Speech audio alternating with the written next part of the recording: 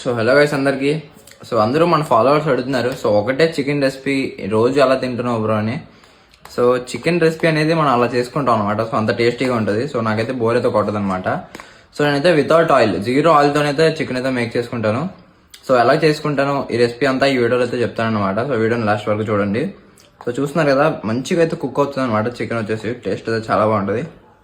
So ఈ chicken recipe అయితే చాలా ఈజీ అనమాట. సో ముందు మీకు ఎంత కావాలో అంత బోన్లెస్ చికెన్ తీసుకుని దాన్ని నీట్గా వాష్ అయితే చేసుకోండి అనమాట. సో మీకు సరిపడగా ఉప్పు, పసుపు, కారం అండ్ అలానే కొంచెం గరం మసాలా వేసుకోండి మీ ఇంట్లో ఉంటే. ఇంకా చికెన్ కొంచెం ఫ్రెష్నెస్ రావడానికి కొంచెం పుదీనా అయితే వేసుకోండి. సో దాంట్లోకి కొంచెం అల్లం వెల్లుల్లి పేస్ట్, ఇంకా లాస్ట్ లో కొంచెం పెరుగు యాడ్ చేసుకుంటానా. దాన్ని మొత్తం మిక్స్ అయితే చేసుకుంటానా. పీసెస్ కి మొత్తం మసాలా పట్టినట్టు మొత్తం మిక్స్ చేసుకొని ఒక గంట సేపు అయితే ఫ్రిడ్జ్ లో పెట్టుకున్న తర్వాత సేమ్ మీరు దేంట్లో అయితే కలుపుకున్నారో దాంట్లో కొంచెం వాటర్ యాడ్ చేసి మంచిగా బాయిల్ అయితే చేసేయండి. అది ఎలా బాయిల్ అవ్వాలంటే మీరు యాడ్ చేసిన వాటర్ అండ్ అలానే చికెన్ నుంచి వచ్చిన వాటర్ మొత్తం ఇంకిపోవాలన్నమాట. సో లాస్ట్ కి అలా మిగిలాలన్నమాట, వాటరే ఉండొద్దు అసలు. ఇంకంతేనా, లాస్ట్ లో కొంచెం కొత్తిమీర యాడ్ చేసుకుని దింపేసుకోండి. మీరు కనుక డైట్ లో ఉండి జీరో ఆయిల్ తోని మన చికెన్ రెసిపీ ట్రై చేయాలంటే ఇది పక్కాగా ట్రై చేయండి, మీకైతే నచ్చుతుంది అనమాట. వీడియో నచ్చితే లైక్ చేయడం మర్చిపోతాను. బాయ్ అందరికి, బాయ్ బాయ్.